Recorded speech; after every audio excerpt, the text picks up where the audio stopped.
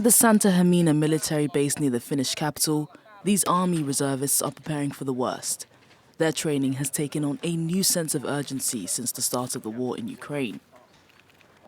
These recent events in Ukraine were the last sign that it's necessary to be prepared in one's own life, so that if something ever happens, one is better prepared for a crisis.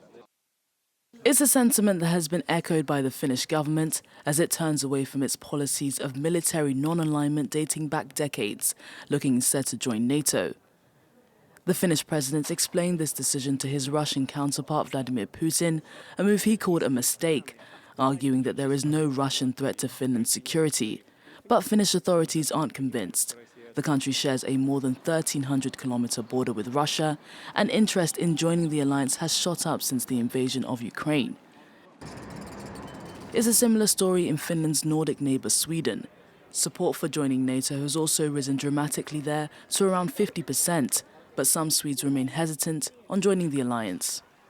We don't think that NATO is an organization for peace. We don't want to be an enemy with Russia. We believe in dialogue and try to, make agreements and so forth. We want to stay neutral and alliance, with no alliance. NATO membership for Finland and Sweden is exactly the kind of move Moscow wanted to avoid when it started its offensive.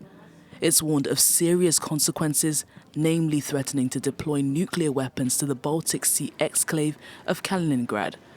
The Russian territory is wedged between NATO and EU members, Poland and Lithuania.